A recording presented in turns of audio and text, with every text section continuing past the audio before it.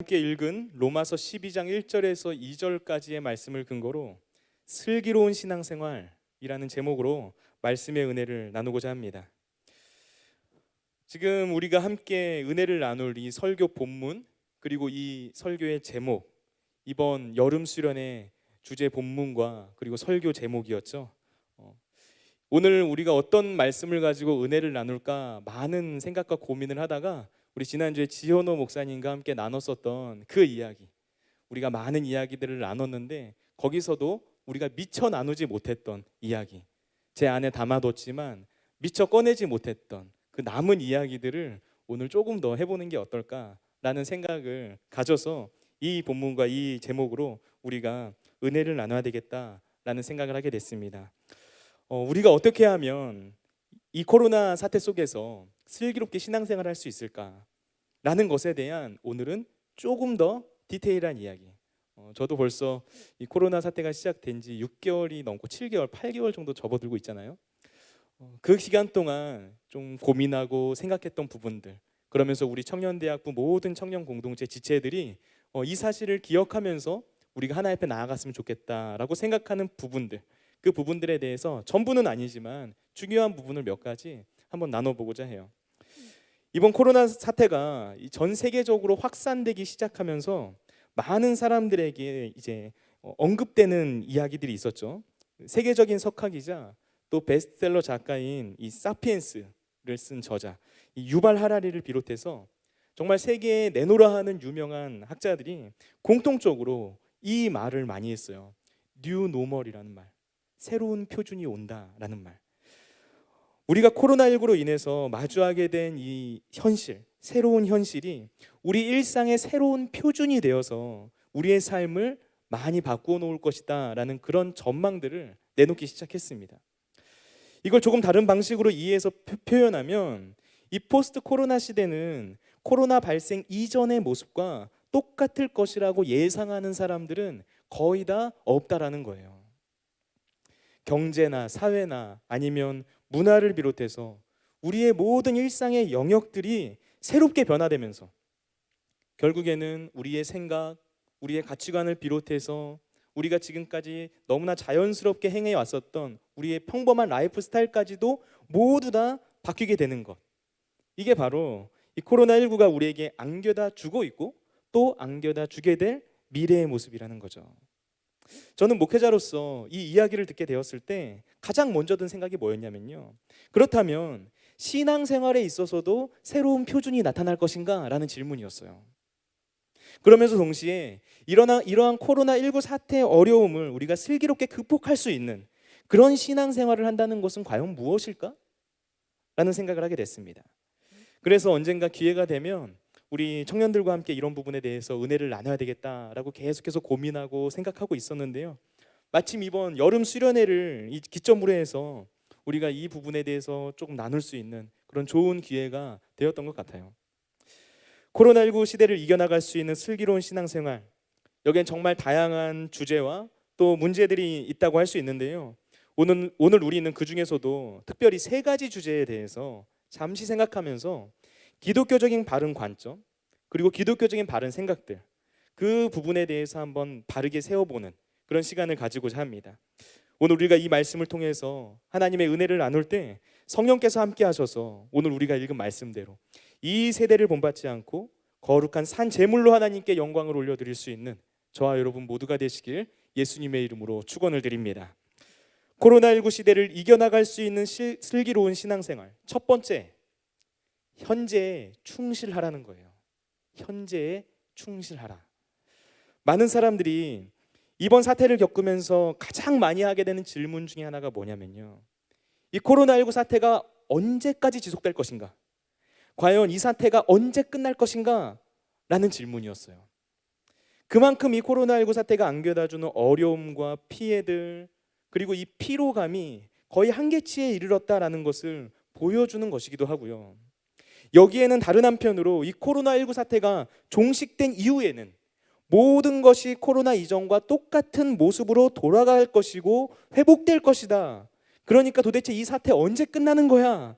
라는 이런 막연한 기대감, 같은 것이 우리 안에 은연중에 잠재되어 있다라는 사실을 우리는 알 수 있어요. 이 질문에 대해서 결론부터 얘기하자면요, 코로나가 끝나면 우리의 일상, 예배, 우리의 신앙도 이전의 것으로 돌아올 수 있을 것이다라는 생각, 이건 우리가 이 코로나19 시대를 이겨나갈 수 있는 생각과 태도는 아니라는 거예요. 지금 우리에게 필요한 태도는 포스트 코로나가 아니라 인 코로나예요. 코로나 이후가 아니라 코로나 속에서 코로나와 함께 어떻게 나의 일상과 나의 신앙을 지키면서 살아갈 것인가를 생각해야 하는 시점이라는 거예요. 구약 성경에 나오는 이 예레미야가 살았던 시대, 그 시대가 어떻게 보면 우리가 살아가고 있는 이 시대의 상황을 해석해주는 아주 중요한 단서를 준다고 말할 수 있어요. 예레미야라는 이 예언자는 조국 유다가 멸망당할 것을 예언한 사람이었고요, 성경에 나오는 수많은 예언자들 중에서 유일하게 조국 유다가 멸망당하고 예루살렘이 함락되는 모습을 자기의 두 눈으로 직접 목격한 사람이었어요. 그러니까 그 눈에 눈물이 마를 날이 없어서 이 예레미야 예언자의 별명이 눈물의 선지자예요. 그런데 예레미야 28장을 보면 예레미야가 살던 시대에 그 예레미야가 했던 예언과는 다른 예언을 하는 인물이 등장해요. 그 사람이 이제 하냐냐라는 이제 다른 예언자인데요, 이제 성경의 거짓 예언자로 등장해요. 근데 그 하냐냐라는 예언자가 예레미야하고 성전에서 공개적으로 논쟁하는 장면이 예레미야 28장에 나옵니다. 그때 이 하냐냐라는 예언자가 뭐라고 예언하냐면, 바벨론에 의해서 조국 유다가 잠시 힘들 수는 있겠지만 이 모든 것이 2년 안에 회복될 것이다 라고 말해요. 2년 안에 바벨론의 통치가 종결되고 빼앗긴 성전 기물들 원래의 자리로 돌아올 것이다. 그리고 포로의 귀환도 시작될 것이다 라고 말을 했던 거예요. 그리고 그 말을 유다 백성들이 굉장히 좋아했습니다. 그런데 예레미야는 이 하냐냐가 했던 예언과는 정반대의 예언을 했어요. 하나님께서 유다 백성들이 바벨론 왕 느부갓네살을 섬기게 만들 것이다 라고 예언해요. 바벨론의 포로로 잡혀간 백성들의 귀환, 그런 일 2년이 아니라 70년이라는 시간이 지나야 있을 수 있다라고 말했어요. 그래서 예레미야서 29장을 보면 이 예레미야가 바벨론의 포로로 잡혀간 사람들, 그 사람들한테 너희들 고국으로 돌아올 꿈 꾸지 마. 바벨론에서 집을 짓고 그곳에 정착해서 가정을 꾸리고 번성해서 살 생각을 해. 그곳에서 바벨론 왕을 섬기면서 잘 살아남아야 돼. 그게 바로 하나님의 뜻이야 라고 편지를 씁니다. 서로 다른 두 개의 예언이 충돌했는데 그 중에서 진짜 하나님의 말씀은 사람의 귀에 듣기에 좋은 말이 아니라 2년만 지나면 이 모든 것들이 다 회복될 것이라는 이 하냐냐의 예언이 아니었다라는 거예요. 너희가 지금 나라가 멸망한 현실, 그거 그냥 그대로 받아들이고 이 낯선 땅 바벨론에 정착하고 적응해야만 한다 라고 말했던 이 예레미야의 예언이 진짜 하나님께서 하신 말씀이었어요. 여러분, 낯선 땅 바벨론에서 적응해서 그 땅에서 살아야 한다라는 것, 어쩌면 이건 지금 우리에게 하나님께서 주시는 메시지일지도 모릅니다. 제가 하는 말을 오해해서 들으시면 안 돼요. 코로나19 사태, 이효은 목사님이 그러기를 영원히 끝나지 않는다더라, 70년이 지나야 끝난다더라, 이런 말 아닙니다. 오해하지 마세요. 진짜 의미는 그런 게 아니에요.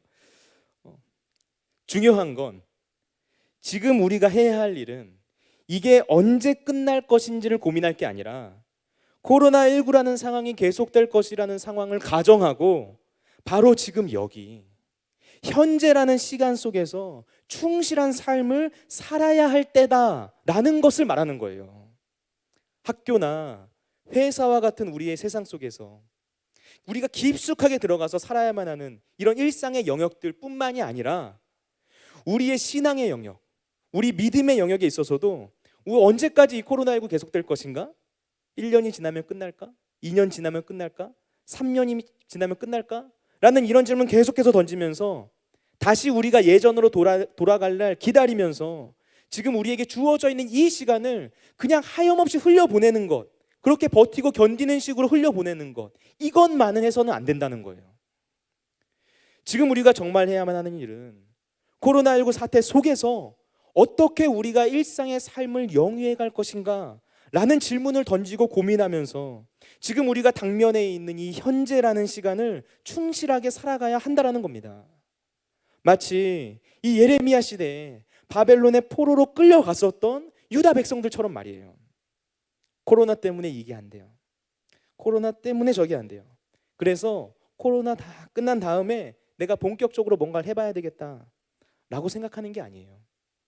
바로 지금 이 순간부터 나에게 주어져 있는 이 현재의 상황 속에서 코로나가 계속해서 나의 삶 가운데 나의 일상에 영향을 줄 것이다라는 사실을 분명하게 전제하고, 그렇다면 내가 이런 상황 속에서 어떻게 살아가는 것이 옳은가? 라는 질문을 던지면서 하나님께서 나에게 주신 이 현재라는 시간 살아갈 수 있어야 한다는 거죠. 학교에서든 아니면 직장에서든 또 가정에서든, 그리고 우리의 믿음과 신앙의 영역에 있어서도 우리가 그렇게 현재라는 시간을 소중하게 여기면서 그 안에서 충실하게 적응하면서 살아갈 때 언제 끝날지 모를 이 코로나 사태 속에서도 우리는 삶의 열매들을 발견할 수 있게 돼요. 그리고 우리에게 새로운 표준으로 달아오게 될 포스트 코로나 시대, 이 코로나가 다 끝난 이후의 일상에서도 우리는 승리할 수 있는 거예요. 우리가 이 현실에 적응해서 살아가야 한다라고 말하니까 너무 암울하지 않아요? 암울하지 않나요? 저 말씀 묵상하다 그런 생각 문득 들었는데 너무 암울하다. 언제 끝날까? 그런데 이 바벨론 포로지에서 정착해서 살아야 한다고 말했던 이 예레미야의 예언을 들은 이 포로민들의 마음도 그러지 않았을까요? 한번 생각해 보세요. 제가 그런 마음으로 이 예레미야서 29장을 읽는데, 이 예레미야서 29장, 예레미야가 유다 백성들에게, 포로에 끌려가 있는 그 백성들에게 편지를 쓰고 있는 장면, 너희들 그 땅에 정착해서 살아야 돼라고 말하고 있는 그 문맥 속에서 어떤 말씀이 나오냐면요, 우리가 교회 다니면서 한 번쯤은 들어봤을 정말 유명한 말씀이 나와요. 예레미야 29장 11절부터 13절까지 말씀입니다. 여호와의 말씀이니라. 너희를 향한 나의 생각을 내가 아나니 평안이요 재앙이 아니니라. 너희에게 미래와 희망을 주는 것이니라. 너희가 내게 부르짖으며 내게 와서 기도하면 내가 너희들의 기도를 들을 것이요, 너희가 온 마음으로 나를 구하면 나를 찾을 것이요 나를 만나리라. 이 말씀이 예레미야서 29장에 나와요. 유다 나라가 멸망하고 그 백성들이 포로지에 끌려가서 살도록 만드신 주체가 하나님이라면 그분의 뜻에 우리가 순응해서 살아가야 된다는 거예요. 그런데 그렇게 우리가 하나님의 뜻에 순응해서 살아가는 그 일이 재앙이 아니라 평안이 되는 길이고 장래의 소망을 주시려는 하나님의 뜻이라는 거예요. 지금 우리는 알 수 없지만 그게 우리를 위한 일이라는 겁니다. 나에게 주어진 현재의 삶 속에서 지금 우리는 알 수 없지만 이게 하나님께서 나를 향한 계획과 뜻이라는 사실을 믿고 신뢰하면서 하나님께 나의 삶의 모든 부분들을 의탁하고 맡기면서 하나님께 기도하고 하나님을 찾으면 그때 하나님이 우리를 만나 주시겠다는 거예요. 그렇게 하나님을 간절히 찾는 사람, 이런 시대 가운데 하나님 의지하면서 나에게 주어져 있는 현실이라는 이 시간을 정말 충실하게 살아갈 수 있는 그런 사람, 그런 사람이 이 바벨론 포로지 한가운데서 코로나로 인한 우리 인생의 수많은 어려움들 중에서 하나님을 만나게 되는 그런 놀라운 은혜를 경험하게 된다는 거죠. 이것이 바로 코로나 시대를 우리가 이겨나갈 수 있는 첫 번째 방법이에요. 현재에 충실하라는 것. 코로나 시대를 이겨나갈 수 있는 슬기로운 신앙생활 두 번째, 살아있는 예배를 드려야 한다는 거예요. 살아있는 예배를 드려라. 교회에서 이 코로나19 사태가 처음 시작됐을 때부터 지금까지 계속해서 이어지고 있는 대표적인 논쟁 중에 하나가 뭔지 아세요? 가장 큰 논쟁, 코로나 사태 처음 시작하자마자 지금까지 계속해서 이것 때문에 시끄러워요. 뭔지 아세요? 과연 어떤 예배가 옳은 것인가? 라는 질문이에요. 어떤 예배가 옳은 예배인가? 한편에서는 온라인 예배 드려야 한다라고 말하고, 또 다른 한편에서는 현장 예배가 진짜 예배이기 때문에 우리는 현장 예배를 포기할 수 없다라고 말하는 사람들도 있어요. 현재 우리가 매주 드렸고 또 지금 드리고 있는 이 예배, 우리 청주순복음교회는 이제 온라인 예배를 지금 드리고 있죠. 그래서 예배에 위한 필수 인원을 제외하고는 모두 다 온라인으로 함께 우리가 예배를 드리고 있는데요. 만약 누군가가 이 코로나 사태의 상황과 현실 속에서 이효은 목사, 당신이 생각하는 예배의 핵심 뭡니까? 라고 묻는다면, 그렇다면 제가 어떤 대답을 할까 많은 좀 생각을 하다가 제가 내린 결론은 뭐였냐면요, 저는 이 코로나19의 사태 속에서, 이 특수한 상황 속에서 우리가 생각해야 하는 예배의 가장 중요한 핵심 중에 하나는 균형 감각이다 라고 말하고 싶어요. 균형 감각. 무슨 말인지 잘 들어보세요. 우리가 하나님을 예배함에 있어서 현장 예배가 중요하다고 말을 할 때, 이 현장 예배가 중요하다라는 것을 마치 구약의 이스라엘 백성들처럼 하나님은 성전에만 계시는 분이니까 우리가 현장 예배 드려야 된다 라고 생각하면서 말한다면 그건 분명히 잘못된 거예요. 성경적이지 않은 겁니다. 그런데 성도가 성도를 대면하여 드려야 하기 때문에 현장 예배가 중요하다라고 말을 한다면 그건 틀린 말이 아니에요. 다른 사람들이 하나님을 예배하는 모습을 내 눈으로 보게 되고, 나 아닌 다른 예배자들이 하나님을 높여드리는 찬양의 음성을 내 귀로 듣고, 그렇게 서로가 사랑 안에서 한 주간의 삶을 나누고 또 교제하는 것, 이 모든 것들이 초대교회 때부터 지금까지 예배라는 것을 구성하고 있는 굉장히 중요한 요소예요. 마틴 로이드 존스라는 20세기에 굉장히 유명한 설교자가 있어요. 영국의 이제 목사님이신데요. 그분이 이런 말을 했어요. 회중이 곧 메시지다. 회중이 곧 메시지다. 무슨 뜻이냐면, 목사가 강단에 올라와서 말씀을 선포하는 이 설교만 하나님의 메시지가 되는 게 아니라는 거예요. 성도들이 함께 예배의 자리에 나와서 저 사람이 예배드리는 모습을 바라보면서 그 사람의 삶 가운데서 일하시고 그 사람을 변화시키신 하나님의 손길을 발견하게 되는 것 자체가 하나님의 메시지가 된다는 거예요. 정말 그래요. 제가 예배를 드리면서 그럴 때가 정말 많습니다. 제가 예배를 드리는데 우리 예배팀이 예배하는 모습을 바라보면서, 아, 내가 저 형제를, 저 자매를 처음 봤을 때는 이렇게 예배했었는데 지금은 이렇게 하나님을 예배하고 있구나. 내가 저 사람의 삶의 모습과 환경과 처지를 아는데 그런 수많은 어려움 속에서 하나님을 저렇게 찬양하고 경배하고 있구나. 그 사람의 입속에서 나오는, 입술로 고백되어지는 그 하나님에 대한 믿음과 신앙이 이런 것이구나라는 것을 제가 깨닫게 되면서, 아, 하나님은 그들 가운데서 역사하시는구나라는 것을 알게 되는 거예요. 우리가 이런 생각하게 될 때 있거든요. 그러니까 우리가 현장에 나와서 함께 예배를 드린다라는 것은 이런 측면에서 바라봤을 때 정말 중요하다라는 거예요. 온라인 예배는 지금 그게 불가능하잖아요. 아니, 불가능한 거 아니죠. 기술적으로 우리가 발전해서 할 수 있으니까. 근데 못하고 안 하고 있는 경우가 많잖아요. 그런데 지금 우리는 이 코로나 사태라는 특수한 상황 때문에 성도가 성도를 대면하여 드리는 예배를 포기하고 온라인 예배 드리고 있죠. 그렇다면 그 이유가 뭘까요? 온라인 예배를 드리는 가장 본질적인 이유, 여러분, 그게 뭐죠? 내가 코로나에 걸리지 않으려고? 무서우니까? 난 너무 몸이 약해서 코로나 걸릴 것 같아, 무서워서 난 온라인 예배만, 이래요? 아니면은 우리 교회에서는 확진자가 절대로 나오면 안 된다, 우리 교회는 정말 뉴스에 안 나왔으면 좋겠어요 하는 그런 마음 때문에? 가장 중요한 본질은 그건 아니에요. 중요하지 않은 게 아니에요. 중요하지만 가장 중요한 본질은 그게 아니에요.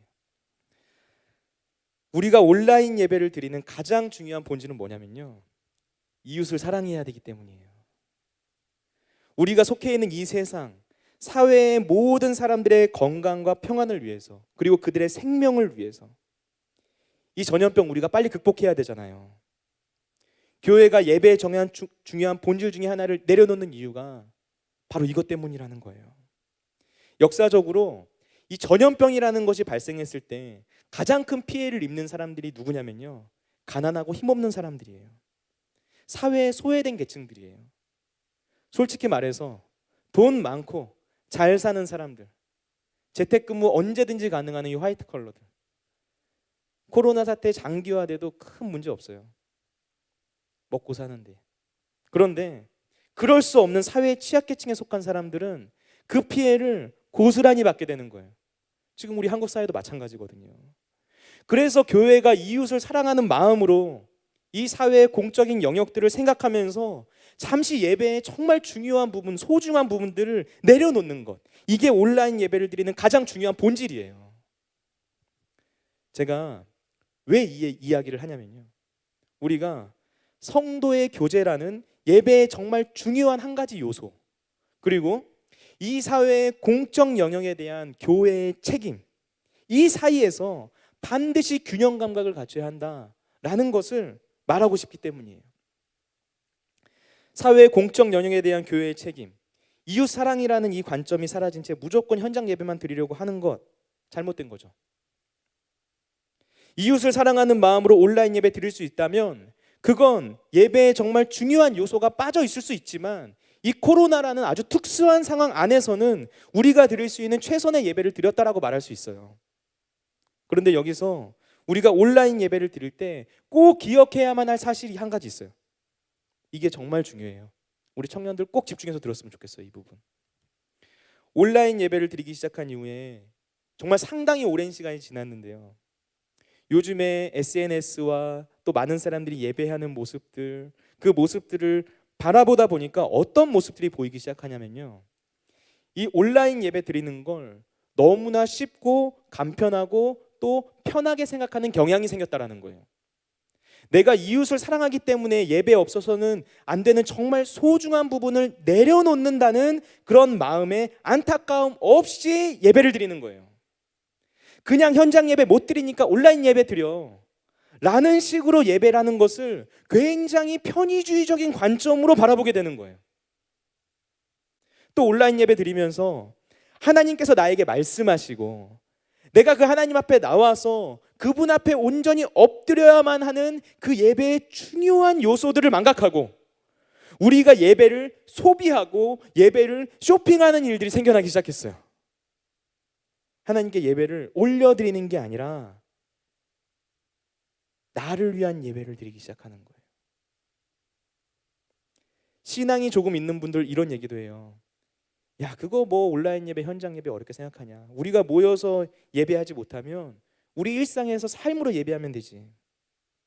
틀린 말 아니에요. 그런데 이 말도 깊이 따지고 들어가 보면 지나치게 낙관주의적인 관점이에요.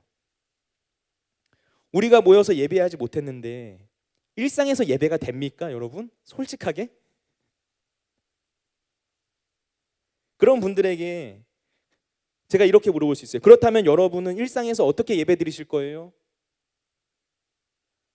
이런 질문하면 대부분이 어떤 식으로 대답하냐면 굉장히 윤리적이고 도덕적인 대답을 해요. 쉽게 말하면 착하게 살아야죠, 이런 뜻이에요. 그게 예배죠. 굉장히 개인적인 차원으로 삶의 예배를 해석하는 거죠. 근데 여러분, 삶의 예배는 그런 게 아니에요. 삶의 예배는 그런 게 아닙니다. 오늘 시간이 없어서 삶의 예배가 무엇인지에 대해서 더 자세하고 많은 이야기를 나눌 수 없지만 삶의 예배는 개인적인 차원에서 머무는 게 아니다라는 것, 그냥 단순히 우리가 세상에서 착하게 살면 된다라는 것이 아니라는 것, 이 사실 꼭 기억했으면 좋겠어요. 여러분, 우리가 예배를 드릴 때 이런 마음과 자세, 이런 중심을 늘 기억하면서 분명한 원칙과 개념을 가지고 예배를 드릴 때 그 예배가 살아있는 예배가 될 수 있어요. 오늘 본문 로마서 12장 1절 말씀 말하죠. 너희 몸을 하나님이 기뻐하시는 거룩한 산 제물로 드리라. 이는 너희가 드릴 영적 예배니라. 우리는 이 말씀 읽을 때 영적 예배라는 말에 눈이 쏠려요. 그런데 이 말씀 전체적으로 한번 보세요. 우리의 몸으로 영적 예배를 드리라고 말하고 있어요. 우리의 몸, 형태, 형식이 없는 영적 예배 존재하지 않는다라는 거예요. 예배의 내용과 예배의 형식 늘 함께 가져야 된다라는 거예요. 현장 예배 중요합니다, 여러분. 그러나 이웃을 사랑하기 때문에 생명을 살리기 위해서 온라인 예배 드릴 수 있어요. 하지만 온라인 예배를 드리는 우리의 마음 가운데 현장 예배에 대한 사모함, 성도와 성도 사이의 교제의 필요와 갈급함, 이 마음이 반드시 있어야만 한다는 거예요. 저는 우리 러브의 청년대학부에 소속된 모든 청년들, 그리고 지금 이 예배를 함께 드리고 있는 모든 성도님들이 바로 이런 마음으로 이 코로나 사태 속에서도 늘 하나님 앞에서 살아있는 예배를 드리는 믿음의 사람들이 될 수 있기를 간절히 소망합니다. 코로나19 시대를 이겨나갈 수 있는 슬기로운 신앙생활 세 번째, 다시 교회를 생각해야 한다는 거예요. 제가 신학교에 처음 들어가서 하나님에 대해서 이제 막 교수님들을 통해 배우는데, 하나님을 어떻게 설명하냐면 굉장히 어려운 신학적인 용어로 하나님을 설명하더라고요. 하나님은 전지전능하신 분이시다. 무소부재하신 분이시다. 하나님께는 공유적인 속성과 비공유적인 속성이 있다. 무슨 말인지 이해되세요? 우리 예배팀 이해 안 되죠? 혹시 이제 성경 공부 좀 이제 개인적으로 제자 양육이나 이런 거 해보신 분들은 이게 무슨 말인지 알 거예요. 신학적인 용어거든요. 이런 굉장히 어려운 신학적인 개념으로 하나님이 어떤 분이신지에 대해 설명하더라고요. 그런데 사실 이런 방식으로 하나님을 이해할 필요도 있지만 성경 그 자체가 하나님을 설명하는 방식이 무엇인지를 우리가 아는 것도 굉장히 중요해요. 성경은 하나님을 어떤 방식으로 설명하냐면요, 신학교 교수님들이 아니라 성경 그 자체는 하나님을 굉장히 경험적이고 체험적으로 설명해요. 대표적인 예를 들면은 시편 23편에서 다윗이 쓴 시예요. 시편 23편에서 다윗은 여호와는 나의 목자시니라고 표현을 해요. 여호와를 목자라고 말을 하는 거예요. 하나님을 목자라는 이미지로 설명하는 거죠. 하나님은 목자와 같으셔서 이 목자의 도움 없이는 잠시도 살아갈 수 없는 양과 같은 존재인 나를 돌보시고 인도해 주시고 또 지켜주시는 분이시다라는 이런 자기 삶의 경험과 체험들을 바탕으로 한 이 믿음의 고백을 너무나도 분명한 이미지를 통해서 설명하고 전달하고 있는 거예요. 성경을 아주 큰 그림으로 이렇게 바라보게 되었을 때, 나무를 보는 게 아니라 성경 전체 이 숲을 보게 되었을 때 깜짝 놀라게 되는 사실 한 가지가 있거든요. 그게 뭐냐면요, 하나님께서는 본래 하나님이 어떤 분이신지를 가장 잘 설명해 줄 수 있는 이미지를 사람으로 만드셨다는 거예요. 성경은 하나님께서 인간을 하나님의 형상, 하나님의 이미지로 창조하셨다라고 말을 합니다.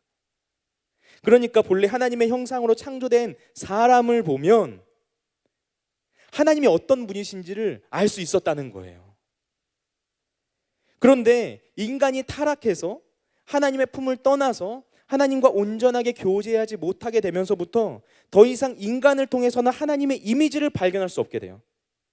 그런데 예수님께서 이 땅에 오셔서 십자가에서 죽으시고 부활하시고 또 승천하신 후에 믿는 자들에게 성령을 보내주시면서 다시 시작하신 일이 뭐냐면 우리 안에 파괴되어 있었던 하나님의 형상을 다시 회복시켜 주시는 일이었어요. 우리의 모든 죄를 다 사해 주시고 우리를 새롭게 변화시키셔서 우리 안에 망가져 버렸던 하나님의 형상이 다시 회복되도록 만드신 거예요. 그리고 그 하나님의 형상이 회복된 한 사람 한 사람들을 그냥 그 자리에 내버려 두지 아니하시고 그들을 다 한 자리에 모이게 만드셔서 하나님을 예배하고 서로 사랑하는 교회 공동체를 세우셨어요. 여러분, 이게 정말 놀라운 사실을 우리에게 말해주는 거예요. 뭔지 아세요?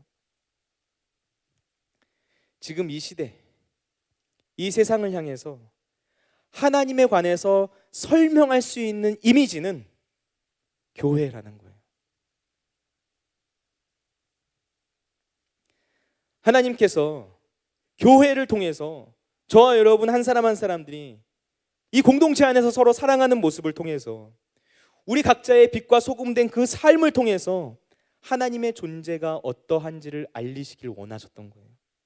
하나님이 어떤 분이신지 세상에 알리는 통로이자 도구로 저와 여러분을 그리고 이 땅의 교회를 사용하시기로 작정하셨다는 거죠. 헨리 나우에는 이 교회라는 공동체를 이런 식으로 표현한 적이 있어요. 여기에 예를 들어서 수천 수만 개의 돌로 이루어진 모자이크가 있어요. 어떤 돌은 파란색이고 어떤 돌은 초록색이고 또 어떤 돌은 노란색이고 어떤 돌은 막 황금색으로 빛나요. 그 모든 돌의 색깔들이 다 달라요. 그런데 그 모자이크를 우리가 아주 가까이서 이 코앞에서 이제 보게 되면은 그 하나하나가 얼마나 아름다운지 그 돌의 모습을 우리가 자세하게 볼 수 있죠. 그런데 그 모자이크를 우리가 몇 발자국 뒤로 물러서서 바라보게 되면 그 작은 돌들이 정말 하나의 큰 그림이 되어서 어떤 큰 그림을 우리에게 보여준다라는 거예요. 그러면서 바로 그게 교회 공동체다라고 헨리 나우엔이 설명을 해요. 우리가 교회 공동체 안에서 함께 어울리면서 신앙생활을 해나가는 것, 그게 바로 이런 모자이크와 같다라는 거죠. 우리 각자는 하나의 작은 돌과 같지만 우리가 모여서 서로 사랑하는 삶을 살아갈 때 세상이 우리의 모습을 보고 하나님이 어떤 분이신지 그 이미지를 볼 수 있다는 거예요. 제가 얼마 전에 며칠 전이죠. 인터넷 기사 보는데 종교에 대한 대국민 인식 조사를 했더니 이 코로나19 이후에 개신교인에 대한 이미지가 아주 나빠졌다라는 것을 데이터를 통해서 알려주더라고요.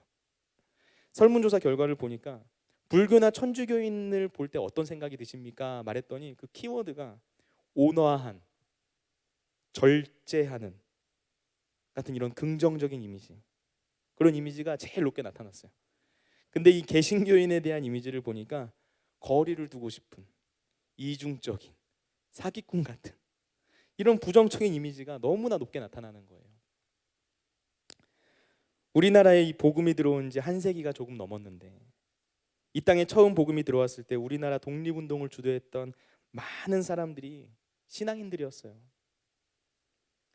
그분들의 나라 사랑과 그 믿음을 통해서 이 땅에 하나님의 사랑이 온전히 전해질 수 있었던 거죠. 그런데 언제부터인지 이 땅의 교회들에게서 그런 모습이 조금씩 사라져버린 것은 아닌가라는 그런 생각을 그 기사를 읽으면서 하게 되더라고요. 그렇지 않다면 이 땅에 지금 교회들이 처해 있는 현실들을 우리가 해석할 수 없죠. 로드니 스타크라는 사회학자가 쓴 기독교의 발흥이라는 책을 보면 초대교회 당시에 이 전염병이 일어났을 때 그리스도인들이 보여준 대응 방식이 이 기독교가 부흥하게 되는데 얼마나 큰 영향을 끼쳤는지 설명해줘요. 당시에 수많은 사람들이 전염병이 발생하면 아픈 사람들을 자신의 공동체 안에서 내쫓고 병든 사람이 아직 죽지 않았는데도 길거리에 내다 버리면서 그 질병이 확산되는 일들을 막으려고 했다고 해요. 그런데 이 초대교회 성도들은 오히려 그 위험 가운데서도 아픈 사람들을 돌보고 또 그들이 필요한 것들을 공급했고요. 환자로부터 병이 자신에게 옮는 일이 생긴다 할지라도 끝까지 그 일들을 멈추지 않는 모습들을 보여주면서 심지어는 죽는 경우도 있었다고 해요. 전염병을 피해서 피난 가지 않고 전염병에 걸린 사람들 가운데로 들어가서 그들을 치료하고 돌보는 일들을 한 거예요. 심지어 그 일이 자신의 육체의 그 생명을 잃게 만든다 할지라도 우리는 영적인 생명, 영원한 생명을 믿는 사람들이기 때문에 그런 아주 실제적인 죽음의 위협 앞에서도 서로 사랑하라, 이웃을 사랑하라 라는 그 말씀을 실천했던 거예요. 바로 이런 초대교회 성도들의 사랑, 전염병의 공포에 빠져가는 사람들 속으로 스스로 걸어 들어가는 마치 예수님의 모습과도 같은 이런 희생적이고 놀라운 사랑이 초대교회 당시에 많은 사람들이 그들의 모습을 통해서 예수님을 발견하게 되고 또 그 사랑이 굴복해서 하나님을 예배하고 경배하게 되는 그런 놀라운 원동력이 되었다라는 겁니다. 세상이 그런 삶을 사는 그리스도인들의 모습을 보고 하나님을 알게 되었다라는 거예요. 교회가 더 이상 칭찬받지 못하는 것만 같은 이 시대 속에서 우리가 슬기롭게 신앙생활을 하는 데 있어서 반드시 생각해야 될 부분 바로 이것이겠죠. 코로나 바이러스와 같은 이런 현실이 우리나라 가운데 온 세계 가운데 일어나고 있을 때 나는 그리스도인으로서 이 모든 모습들을 어떤 시각으로 바라보고 있는가? 그리고 이런 상황 속에서 우리는 어떤 마음과 삶의 태도와 자세로 이 세상을 살아가고 있는가? 우리 돌아보아야만 해요. 나와 내 가족만 그냥 무사히 건강하면 된 거 아닌가? 라고 생각하고 있진 않은지, 아픈 사람들 속으로 걸어 들어가서 그들을 위해서 우리가 치료해 주지는 못할지라도 그 어려운 상황 가운데서 그 일선에서 분주하게 일하고 있는 사람들을 응원하고 격려한 눈빛으로 바라보고 우리가 그들을 위해서 기도하고 있는지 우리는 반드시 생각해야만 하는 거예요. 여러분, 우리는 이기적인 삶을 살아가고 있습니까? 아니면 이타적인 삶을 살아가고 있습니까? 하나님의 선하시고 기뻐하시고 온전하신 뜻이 무엇인지 분별하려고 늘 애쓰면서 살아가고 있습니까? 아니면 이 세상이 변화되어 가고 있는 그 상황 속에서 그냥 물에 물 탄 듯 술에 술 탄 듯 그냥 되는 대로 그냥 살아가고 있습니까? 오늘 말씀 우리에게 분명하게 말하고 있죠. 너희는 이 세대를 본받지 말고 오직 마음을 새롭게 함으로 변화를 받아 하나님의 선하시고 기뻐하시고 온전하신 뜻이 무엇인지 분별하도록 하라. 이 세상의 흐름과는 다른 길을 걸어갈 수 있는 사람, 끊임없이 분열과 갈등과 다툼과 이기심이 가득한 이 세상 속에서 서로 사랑하라는 이 예수님의 말씀을 따라서 살아갈 수 있는 사람, 나의 유익만을 구하는 인생이 아니라 지금 힘들고 어려워하고 있는 형제 자매들을 바라보면서 그들을 향해서 따뜻한 말 한마디 건넬 수 있는 사람, 이웃과 세상을 돌보고 다른 많은 사람들의 유익을 구하면서 그렇게 살아가려고 몸부림치는 사람, 하나님께서는 지금 그런 사람 찾고 계시고 그런 사람들을 통해서 분명 새로운 일들을 이루어 가신다라는 거예요. 제가 오늘 설교를 준비하면서 참 많은 고민을 했어요. 왜냐하면 이런 설교는 사람들이 좋아하는 설교는 아니기 때문에 우리의 머리, 이 이성을 생각해서 하나님의 뜻이 무엇인지 분별하려고 하고 또 우리에게 나를 넘어서 세상과 이웃과 다른 사람들을 바라보도록 만드는 그런 말씀, 사실 우리가 듣기 좋아하는 말씀은 아니에요. 그런데 그럼에도 불구하고 우리에게 이 말씀이 필요하기 때문에 우리가 늘 맛있는 음식만 먹을 수는 없잖아요. 몸에 좋은 음식을 먹어야지. 그렇기 때문에 이 말씀 우리 청년들과 나눠야만 하겠다라고 생각하게 됐어요. 여러분, 코로나라는 눈에 보이지 않는 바이러스가 우리의 삶 가운데 찾아오게 되니까 우리의 일상이 흔들리죠. 그런데 눈에 보이지 않는 하나님이 우리의 삶 가운데 찾아와 주시고 내 마음 가운데 함께 하시는데 왜 우리는 변하지 않는 걸까요? 왜 우리는 여전히 그 모습 그대로인 걸까요? 우리는 생각해야만 합니다. 이 시대를 바라보면서 나의 모습을 바라보면서 무엇이 진정 하나님께서 기뻐하시는 뜻인지 분별할 수 있어야 돼요. 그런 분별력을 가지고 하나님 앞에 나아갈 수 있는 저 여러분 모두가 될 수 있기를 예수님의 이름으로 축원을 드립니다. 그리고 그러한 마음으로 하나님을 예배하고 하나님을 사모하고 주님께로 더욱더 가까이 나아갈 때 하나님께서 저와 여러분의 삶 가운데 크고 놀라운 일들 일으켜 주실 줄로 믿습니다. 우리 다 같이 찬양하며 기도하며 나아가길 원합니다. 사랑과 은혜가 충만하신 하나님 아버지, 우리가 주님의 뜻을 구하며 나아가길 원합니다. 이 세상의 흐름과는 다른 길을 걸어가는 믿음의 사람이 되길 원하고 이 세상 속에서 무엇이 옳고 그른지를 온전히 분별하여 하나님께 영광 돌려드릴 수 있는 하나님의 사람들이 되길 원합니다. 세상이 말하는 소리, 이 세상이 흘러가는 그 삶의 흐름과 방향을 따라서 우리가 순응하며 살아가는 게 아니라 오직 하나님의 말씀에 순응하며 살아가는 인생 되길 원하오니 하나님 이 시간 우리와 함께하여 주시고 주님께로 더욱더 가까이 나아갈 수 있는 믿음의 사람들 될 수 있도록 역사하여 주시옵소서. 하나님 아버지를 가까이 하고 주님을 내 마음 가운데 모셔드리며 주님과 동행하며 나아갈 때 하나님 우리를 변화시켜 주시고 우리를 통하여 크고 놀라운 일 행하여 주실 줄로 믿사오니 주님 이 시간 우리가 찬양하며 기도하며 나아갈 때 성령의 기름 부어 주시옵소서. 주님 인도하여 주시옵소서.